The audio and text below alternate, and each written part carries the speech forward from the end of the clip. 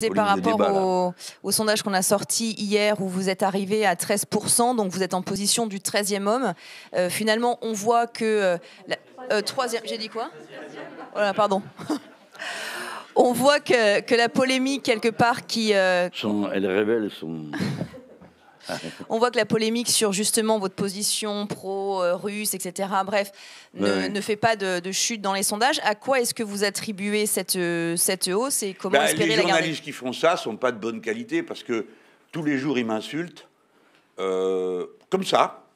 Hier, c'était sur une grande chaîne de radio. Apparemment, les positions pro-Poutine de M. Mélenchon n'ont pas l'air de l'atteindre, donc ça va de soi que je serai pro-poutinien. Toute ma vie témoigne du contraire, mais c'est pas grave.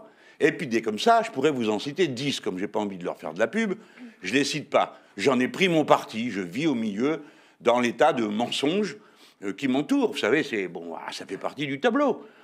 Comme pour les perquisitions, 3 ans après, l'image abîmée. Hein, alors le mot image abîmée, c'est l'élément de langage distribué à tout le monde. Si vous parlez de Mélenchon, vous rajoutez image abîmée par les perquisitions. Je vous supplie de continuer à le faire, parce qu'il y a des gens pour qui ça a plutôt réhabilité mon image. Bon, voilà, c'est comme ça. Je n'y peux rien. Ça prouve que les Français sont plus malins que les bourreurs de crâne. Mais je connais les bourreurs de crâne. Je sais, il y a des gens, c'est plus un métier pour être journaliste. C'est régler des comptes avec des personnes. Tout ça est absurde. Mais c'est le vieux journalisme. La page est en train de se tourner parce que dans la nouvelle génération de journalistes, les choses ne se passent plus comme ça. Les gens ne règlent pas des comptes personnels, ne se sentent pas investis d'une mission surnaturelle. Voilà, donc il faut encore supporter un peu de temps qu'ils partent à la retraite, et puis voilà. Ça veut dire que le trou de souris se rapproche, en fait, pour vous? Le trou de souris du deuxième tour? Ah, non, mais je crois que vous parliez que c'était étrange que j'arrive à progresser alors que... Ah bon, d'accord, vous ne trouvez pas ça étrange? Non. Ah ben oui, il se rapproche, mais si vous voulez, en même temps, moi, je ne fanfaronnerai pas. Je le ferai pas, je le fais pas depuis le début, j'ai pas l'intention de le faire maintenant, parce que il y a encore un mois de campagne, je fais l'objet mais vraiment d'un pilonnage dont je dois dire malheureusement que pour l'essentiel, les coups partent dans le dos, c'est-à-dire de ceux qui seraient censés être au moins ma vaste famille politique au sens large.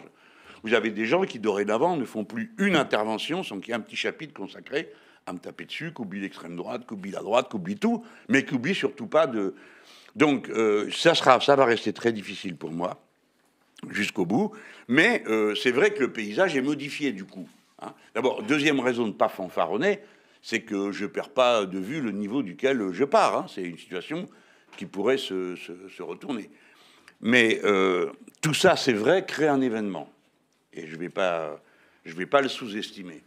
C'est que, d'une manière qui n'était prévue par pratiquement aucun analyste, c'est pas seulement la question du trou de souris qui apparaît, que c'était un trou de souris, ça reste un trou de souris un peu plus confortable pour faire passer la tortue, mais non, ce qui serait extraordinaire et qui va nécessairement se renforcer, c'est que le centre de gravité des sujets qui font réfléchir, parler et se décider les Français, ne sera plus celui qui avait été prévu, préparé, martelé, rabâché, répété, c'est-à-dire les musulmans, l'immigration et la sécurité.